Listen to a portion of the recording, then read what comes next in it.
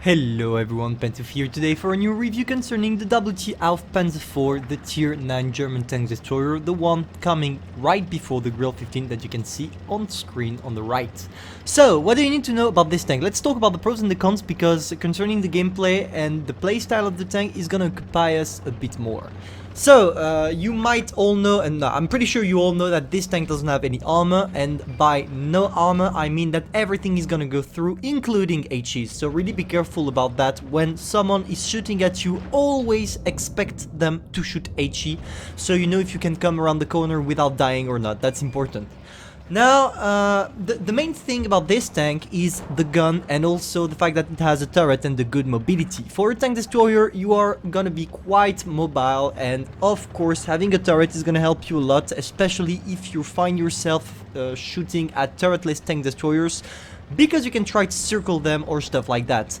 So now, how do you want to play it? It's really simple. If you're a bad player or average player, of course you're gonna camp with it. Most of the time people are camping with it. But personally, I don't really like camping, as you all know, so I'm trying something different. You can play it aggressively, but let's say midly support range. What do I mean by that? You don't go directly into the fight. You circle and you take them from a long distance, but from a pretty aggressive position in case you're spotted.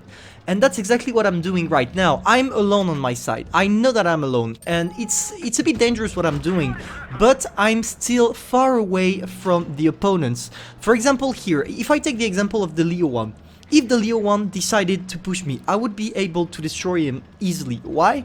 Because time for him to push me, it will take him more than 16 seconds, so I will probably reload a second time, and when he will come at me, when he will be close to me, I will still have the time to reload and destroy him. That's why I call that the midly support range, because you're not close enough to your enemies to be sure to be pushed if they spot you, but you're not long enough to be called a camper, which is the perfect in-between for you not to get insulted of camper noob.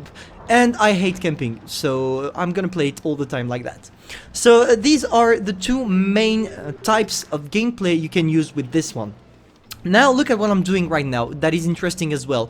To avoid showing the whole tank while you go out of a corner, you can do this little technique I'm using right now, that consists of only putting your tank backward and show your turret only. You're still gonna take damage, but at least it's harder for your enemy to shoot at you because of the size of the tank.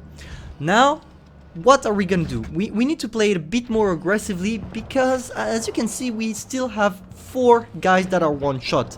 4 guys one shot and 2 guys that are still full HP, me and the VK.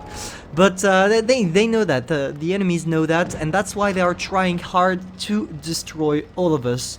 But you know what, I told myself, okay, it's time for me to push straight in, because my team needs me and I want to do my damage as well.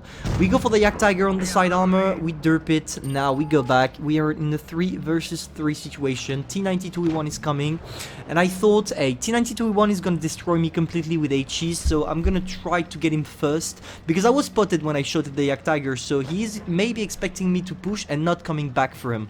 So that's why I decided to go on him, and I would rather destroy all light tanks before focusing on the rest. Unfortunately, of course, T92E1 armor being completely broken, I bounced.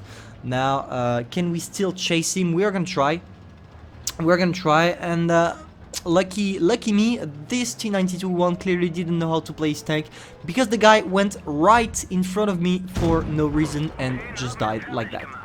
Now we're in a 2 versus 2 situation, and I see that my VK is struggling. Thanks to its armor, maybe it's gonna try, and maybe it's gonna make the difference by bouncing some shells. But now we already know we won here. I'm still full HP. Even if the VK dies, it's not really a big problem. I have adrenaline and my gun loaded, so we go for a first shot on the 75. We derp it, we pop the adrenaline out, we're waiting. I'm gonna try to get the shot on the 75 because I really want to have my 5 kills. Can I get them? Yes, I can. because the VK bounced on the turret of the E75. So yeah, that's all you need to know about this tank. It's either you camp with it or you can play it midly support aggressively. It's up to you, it depends on your statistics and what you're comfortable with. Hope you enjoyed the review. And probably later on this day I'm gonna do a full preview of the Vicker slide. For those of you who are interested, I will try to drop it out at probably 6 PM. So see you soon, and of course for a stream tonight in Mad Games. Join my Discord server if you want to play with me on Mad Games, it's important. You're gonna have instruction here. See you guys.